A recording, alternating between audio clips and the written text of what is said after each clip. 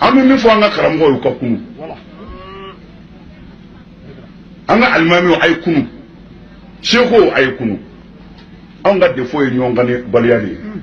anga kenyon fe anga nyomine namba na nyona jugu bisede bi amena kuma mɔgɔ min kan ale fɛnɛ tɛ mɔgɔ dogolen a lamɛnnen no kosɛbɛ mɔgɔ caman b'a kɔ Mali kɔnɔ ani Mali kɔ kan an bɛ don min na i ko bi an bɛ se k'a fɔ il est l'un des hommes les plus influents du Mali san o san Mawludu la Mali stade bɛɛ la belebeleba n'o ye 26 mars a b'o fa tewu mɔgɔ bayirika bɛ taa lamɛn dɔw b'a wele Haidara dɔw ko a ma bani wa dɔw fɛnɛ ko a ma ko Wilibali ka d'a kan fantan fara faama kan a bɛ Ala ta fɔ bɛɛ ye o de la dans les années 80 waati min na Musa Tarawele bɛ fanga la gouvernement y'a interdit a ka wajulu kɛ balimaw aw bisimila Mali sajo kan bi an bɛna Ousmane Cherif Madani Haidara ka parcours ye minnu ma abonné fɔlɔ a y'aw abonné ka cloche activer walasa an ka vidéo nataw kana fɔ aw kɔ.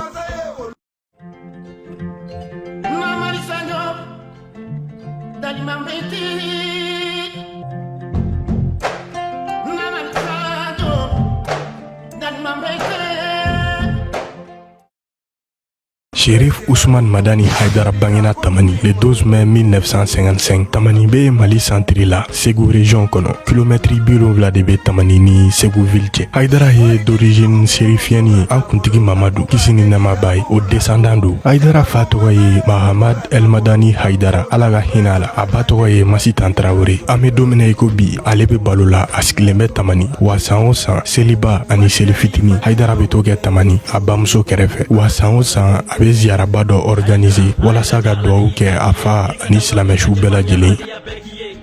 Haidara fa kun ye denmuso kelen de sɔrɔ nka Ala y'a kɛ o ma sijan sɔrɔ o fatura a fitini o fatulen Haidara fa ye san 10 kɛ k'a sɔrɔ a ma den sɔrɔ Haidara fa kun ye silamɛba ye a ka diinɛko kun ka bon kosɛbɛ a denmuso fitini fatulen a ye Ala deli Ala ka den wɛrɛ nɔgɔya ye a ye layidu ta Ala ye ko ni Ala ye den wɛrɛ nɔgɔya ye a bɛ den bila Ala ka sira den tɛna ko wɛrɛ kɛ ni Ala bato ani Ala ka kuma laseli tɛ waati damadɔ o kɔfɛ Ala ye den wɛrɛ nɔgɔya ye a y'o den tɔgɔ da Cherif Ousmane Madani Haidara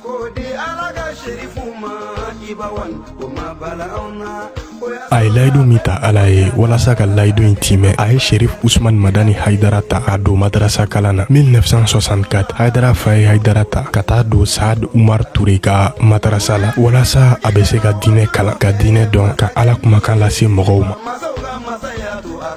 o waati Saad Umar Touré ka madrasa lakodɔnnen kun do kosɛbɛ a ɲɔgɔn kun tɛ Segula lamini si la diinɛ kalanni na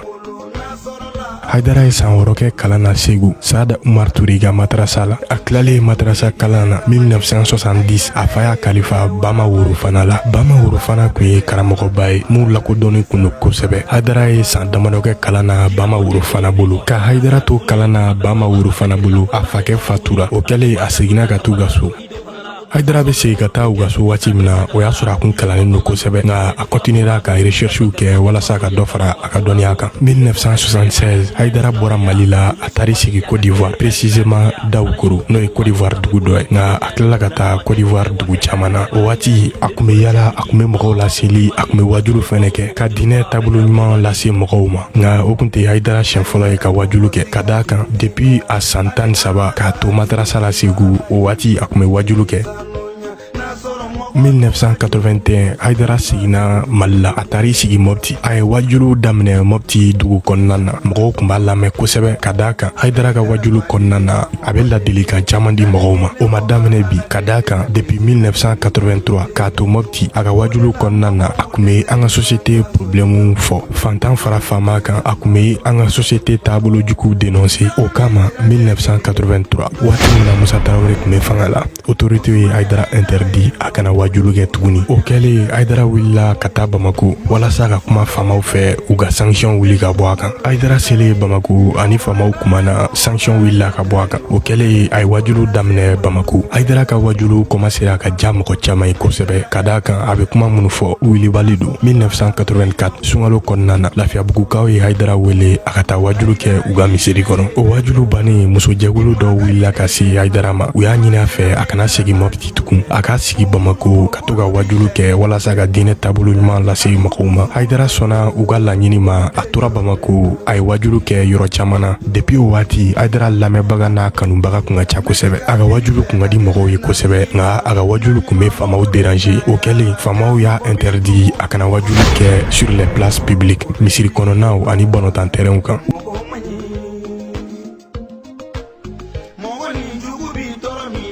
U ye misiri kɔnɔnaw ni stadu interdit Haidara la walasa a kana se ka kuma tuguni. Haidara ko baasi tɛ. Haidara tora a ka so, a kun bɛ wajulu kɛ a ka so. Mɔgɔ kun bɛ taa lamɛn fɔ a fɛ. Mɔgɔ minnu kun bɛ taga Haidara ka wajulu lamɛn a ka so, u kun b'a kan enregistrer kasɛtiw la ka kasɛti ninnu cari Mali fan 14 walasa Maliyɛn bɛɛ bɛ se k'a lamɛn.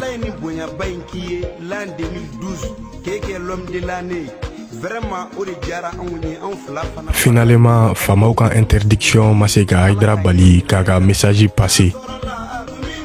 1991 Haidara kanubagaw y'a ŋaniya ka tɔn dɔ sigi sen kan walasa ka Haidara dɛmɛ diinɛ laseli la. U y'o tɔn tɔgɔ da Ansardine. Ansardine kɔrɔ bamanankan na diinɛ dɛmɛbagaw.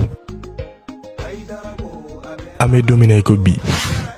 Ansardine comité 900 de sigira. O comité 900 ninnu bɛ diɲɛ jamana 24 de kɔnɔ, wa mɔgɔ 100 de bɛ Ansardine na.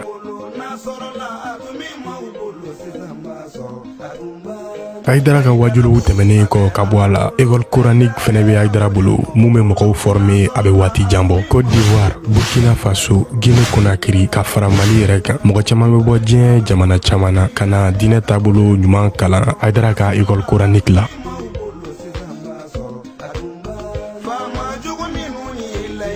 2008 Ansardine ye radioso dayɛlɛ n'o tɔgɔ ye La Voix du Citoyen. O kɔfɛ u ye téléso fɛnɛ dayɛlɛ n'o tɔgɔ ye Sherifla TV.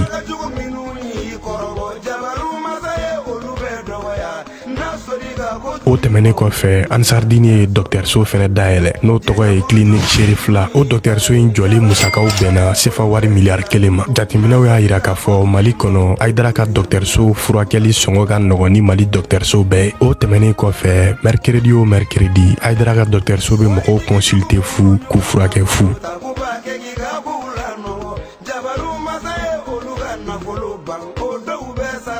Ansardine tɛ Mali dɔrɔn na, a bɛ diɲɛ jamana 24 kɔnɔ. Walasa ka Haidara ka déplacement nɔgɔya o jamana ninnu ni ɲɔgɔn cɛ, Ansardine ye jet privé san ka di Haidara ma 2016.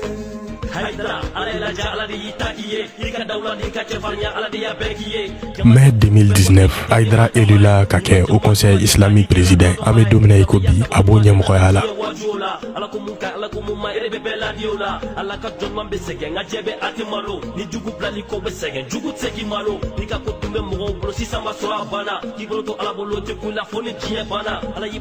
Haidara ye wajulu daminɛ depuis a san 13 ka taa 1970 ka na bila bi la. Haidara wajulu kɛ cogo ma falen. A bɛ diinɛ taabolo ɲuman ɲɛfɔ mɔgɔw ye. A b'an ka société problème fɛnɛ ɲɛfɔ, fantan kunda ani faama kunda. O kama Haidara mana taa yɔrɔ yɔrɔ jama bɛ bɔ ka taa lamɛn. San o san mawuludu la Haidara bɛ 26 mars fa n'o ye Mali stadiw bɛɛ la belebeleba ye. Wa an bɛ don min na i ko bi Ansar jama bɛ diɲɛ fantan ani 4. N balimaw aw yɛrɛ hakilina ye jumɛn ye Haidara ka parcours kan? A bɛ se k'o fɔ an ye commentaire la. Ni nin video diyara aw ye a bɛ se ka aimer ka partager. Aw k'an bɛn a ɲɔgɔn wɛrɛ ma.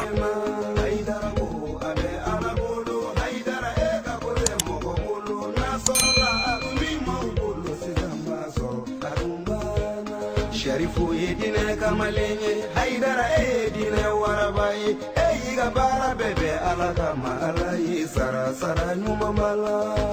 kira mode do biko e manga sara tuguni abe farima abe kirila foi mange to tuguni alayi barka do ila ka barka do ido fanala la sansobe moludu ke fosta be fa jamala iye fotona do ka yeti meni fa tola do ka to ka sojo faso ye ka bana tola do mu yeso Haidara ya aga hinani islamiya mu yeso bani ya ka klere ya ni ladiriya alayi mudi mu mani ko tafe ko ye ibe nyani nanga madente kale wa Haidara kale bali nyani ne bi wala chetiki wala mo ba wuli bali parce que yekma mo fo wajulu kono abekara wuli bali Haidara mo go siga jurutila ali alaga jurutila alayi ko anw tɛ ma don politique la mais a ko ka na don a la anw ye maliyɛnw de ye anw tɛ maa dɔn Mali kɔnɔ min b'a n'a tigi la et puis anw y'a dilan yan de